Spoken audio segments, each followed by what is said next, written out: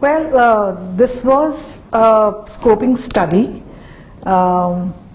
which brings out that the fiscal policy instruments have an important role to play in fostering technology innovation in the context of low carbon energy for at least two reasons. One, that they help bring the cost of renewable technology or low carbon technology bring down, and therefore they make the renewable energy or low carbon energy more competitive. And two, because of market failures in the technology market, even if you have a perfect emission policy, it cannot address the market imperfections which are present in the technology market. So for these two reasons, it's important that we have interventions. It is a very complex process. So policymakers need to go or need to address this in a step-by-step process, because whether or not a technology policy instrument work or how efficiently it would work depends on a number of things: country context, what emission policy you have in place, what environmental policy you have in place, what climate policy, what kind of market conditions are there, and then what is the regulatory framework, even the capacity of the institutions, capacity of people to design and implement these policies.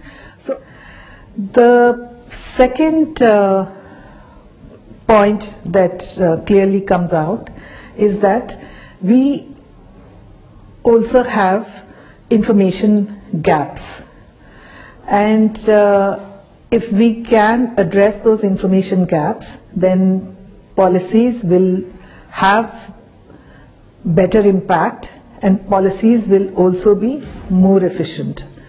That's the second point that comes out of it. The third point that comes out of it is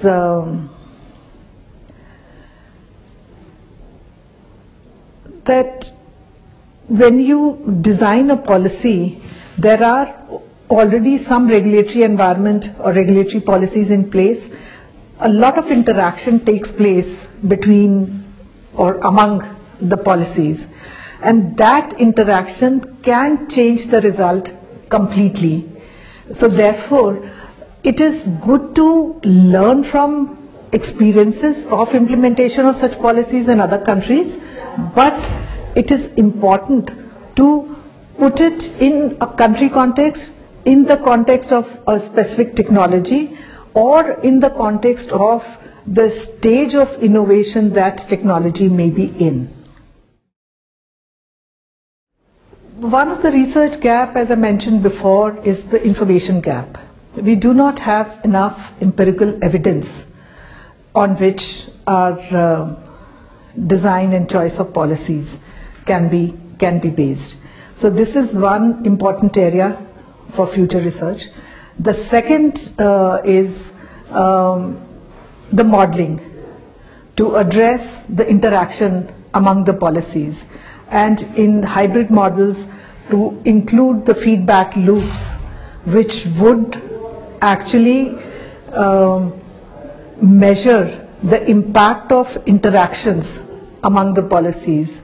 And so that's another gap. The third gap is in the planning itself. Like in Germany.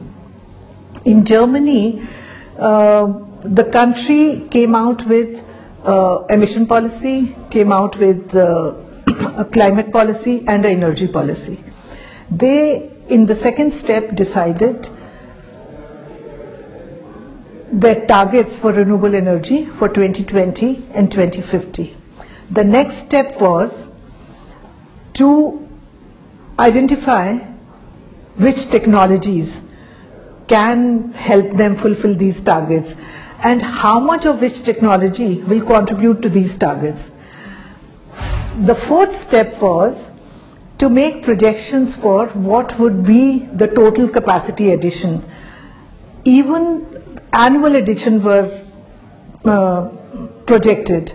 So this kind of information helps them how to phase in subsidies, how to phase out subsidies. And if this information is made available in a very transparent way in public domain, investors also become then prepared for revisions in the subsidy regime and also a complete phase out of subsidies. So it helps both the parties, and therefore you can design instruments or implement instruments in such a way such that the costs are kept at a minimum.